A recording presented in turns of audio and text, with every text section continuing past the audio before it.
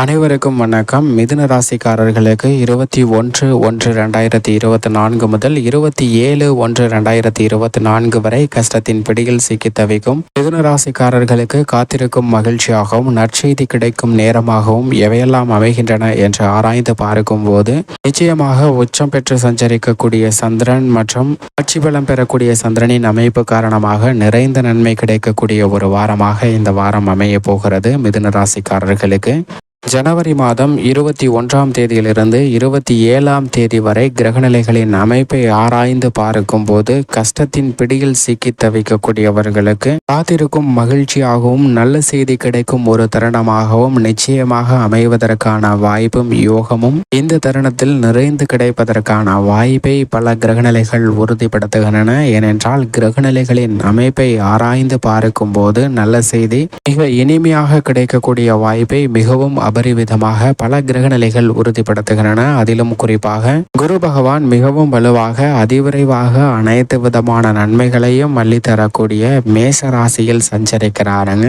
இன்னும் 2 மாதங்கள்ல மேசராசியை விட்டு விலகி அவரது பகை கிரகமாக இருக்கக்கூடிய சுக்கிரனின் ஆட்சி வீடான ரிஷபராசியில் அமரப்போகிறார். எனவே இந்த தருணத்துல 21ஆம் தேதியிலிருந்து 27ஆம் தேதி வரை குருவின் அமைப்பு காரணமாக நல்ல பல முன்னேற்ற வாய்ப்புகளை நிச்சயமாக பெறுவதற்கான வாய்ப்பு மிகவும் அபரிவிதமாக கிடைக்கிறது என்பதில் சந்தேகமே இல்லை. பல்வேறு விதமான சுப நிகழ்வுகள் சிறப்பாக நடைபெறும். உணர்ச்சி வசப்படாமல் அனைத்து விதமான காரியங்களையும் சிறப்பாக செய்து முடிப்பதற்கான வாய்ப்பு உருவாகிறது. கும்பராசியில் வீற்றிருக்கக்கூடிய ஆட்சி பலம் பெற்றிருக்கக்கூடிய சனியும் பல்வேறு விதத்தில் அலைச்சல் சிரமம் இல்லாமல் அனைத்து விதமான காரியங்களையும் திருப்திகரமாக செய்து முடிப்பதற்கான வாய்ப்பை உறுதிப்படுத்துகிறாருங்க. ஜீவனாதிபதியாக இருக்கக்கூடிய சனி பகவான் மிக வலுவாக அவருக்கு பிடித்த கும்பராசியில் ஆட்சி பலம் பெற்றிருப்பதால் இந்த தருணத்தில் உத்தியோக ரீதியாக நிறைந்த மாறுதல் கிடைக்கும். தொழில்துறை வியாபாரத்துறையிலும் அபரிவிதமான மாற்றத்திற்கு வித்திடக்கூடிய ஒரு இனிமையான தருணமாக அமைய போகிறது என்பதை தெளிவாகவும் துல்லியமாகவும் உறுதிப்படுத்துகிறாருங்க சனி.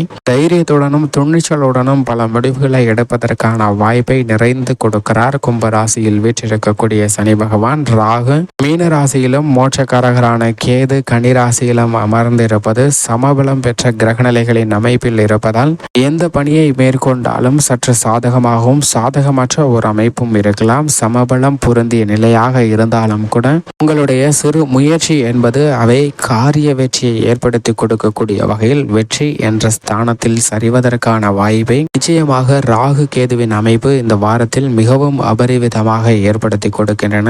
இது மிகப்பெரிய அளவில் வரவேற்கத்தக்க ஒரு அமைப்பாக பார்க்கப்படுகிறது.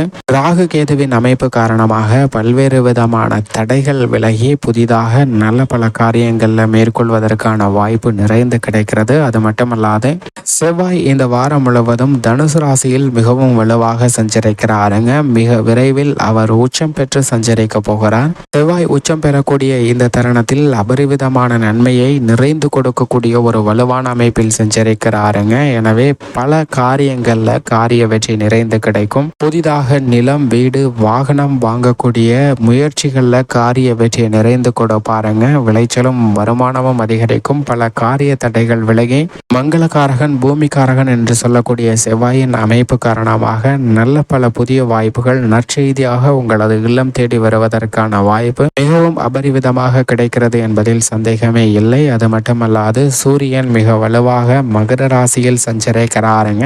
சூரியனின் அமைப்பு மெல்ல மெல்ல அனைத்து விதமான காரியங்களிலும் இருக்கக்கூடிய தடைகளை விலக்கக்கூடிய ஒரு அமைப்பாக பார்க்கப்படுகிறது. அது மட்டுமல்லாது இந்த தருணத்தில் பல புதிய வாய்ப்புகளை தைரியமாக அலைச்சலும் துணிச்சலும் மாற்றத்தையும் ஏற்படுத்தி கொடுக்கக்கூடிய ஒரு அமைப்பாக அமைகிறது என்பதை தெளிவாக உறுதிப்படுத்துகிறார் சூரியன். சூரியனின் அமைப்பு என்பது பல்வேறு வகையான சிறந்த மாறுதலை ஏற்படுத்தி கொடுக்கக்கூடிய ஒரு அமைப்பாக மகர ராசியில் வீற்றிருக்கிறாருங்க. சுக்கிரனின் அமைப்பை பொறுத்த வரைக்கும் இந்த வாரம் முழுவதும் தனுசு ராசியில் வீற்றிருக்கிறாருங்க. சுக்கிரனுக்கு சமகிரகமாக குரு பார்க்கப்படுகிறாருங்க. குருவின் பார்வையில் சுக்கிரன் பகை கிரகமாக இருந்தாலும் சுக்கிரனின் பார்வையில் சமகிரகமாக இருப்பதால் குருவின் ஆட்சி வீடான தனுசு தனுசு ராசியில் அமர்ந்திருப்பதால் பெரிய அளவிற்கு சிரமம் இல்லை. அனைத்து விதமான காரியங்களிலும் நல்ல பல காரிய வெற்றியும் முன்னேற்றமும் நிறைந்து கிடைப்பதற்கான வாய்ப்பு நிச்சயமாக உருவாகக்கூடிய ஒரு தருணமாக தான் அமைகிறது என்பதில் சந்தேகமே இல்லை. அது மட்டுமல்லாது அறிவுக்கு அதிபதியும் வித்யாக்காரருமாக இருக்கக்கூடிய புதனும் தனுசு ராசியில் சஞ்சரிக்கிறாருங்க.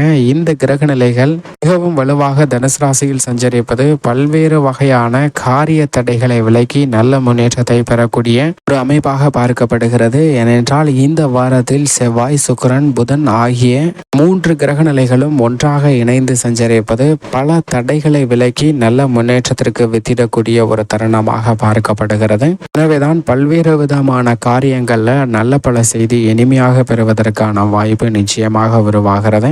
சந்திரனின் அமைப்பை பொறுத்த வரைக்கும் வாரத்தின் துவக்கத்தில் உச்சம் பெற்று சஞ்சரிக்கிறாருங்க. 20ஆம் தேதியிலிருந்து 22ஆம் தேதி வரைக்குமே உச்சம் பெற்று சஞ்சரிக்கக்கூடிய சந்திரனின் அமைப்பு பல காரியங்களை சாதகமாக மாற்றிக் கொடுக்கக்கூடிய ஒரு அமைப்பாக பார்க்கப்படுகிறது. ரிஷப ராசியில் உச்சம் பெற்று சஞ்சரிப்பதால் நிறைந்த நன்மை கிடைக்கும். அதற்கு பிறகு மிதுன ராசி மற்றும் கடக ராசி என 2 இடங்களிலும் சஞ்சரிக்க போகிறாருங்க.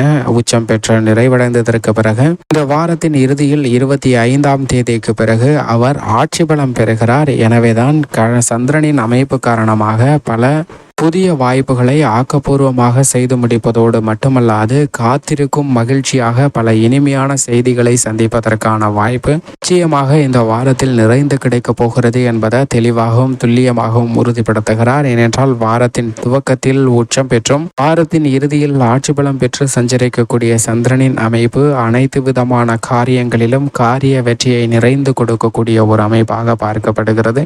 இப்படி நவ கிரகங்களின் அமைப்பும் இருக்க மிதுன ராசிக்காரர்களுக்கு கிரகநிலைகளின் அமைப்பு எப்படி இருக்க, குடும்ப சூழ்நிலையை பொறுத்த வரைக்கும் லாபத்தில் வீற்றிருக்கிறார் குரு. எனவே அனைத்து விதமான காரியங்களிலும் நல்ல பலன்கள் நிச்சயமாக நிறைந்து கிடைக்கக்கூடிய ஒரு தருணமாக பார்க்கப்படுகிறது. அது மட்டுமல்லாது பஞ்சமாதிபதியாக இருக்கக்கூடிய சுக்கிரன் மிகவும் வலுவாக சப்தமஸ்தானத்தில் இருக்கிறாருங்க. எனவே எதிர்பார்ப்புகள் பூர்த்தியாகும். அவருடன் இணைந்து செவ்வாய் மற்றும் ராசியின் அதிபதியான புதன் இணைந்து சஞ்சரிப்பது நல்ல வரவேற்கத்தக்க கூடிய ஒரு அமைப்பாக பார்க்கப்படுகிறது. இந்த தருணத்தில் சனியும் மிக வலுவாக சஞ்சரிக்கிறாருங்க. எனவே ஆரோக்கிய தொல்லைகள் விலகும். எந்த காரியத்தை கையில் எடுத்தாலும் அவற்றில் காரிய வெற்றி நிறைந்து கிடைக்கும். தைரியமும் அனைத்து விதமான பணிகளை மிக விரைவாகவும் துல்லியமாகவும் செய்து முடிக்கக்கூடிய யோகம் நிறைந்த ஒரு வாரமாக பார்க்கப்படுகிறது. கல்வியிலும் நல்ல முன்னேற்றம் கிடைக்கும். பற்பல கவலைகளும் சிந்தனைகளும் தோன்றிய ஒரு சூழ்நிலையில் அவை அனைத்திற்கும் நல்லதொரு முன்னேற்றம் நிறைந்த ஒரு வாரமாக நிச்சயமாக மாற்றத்தை சந்தித்து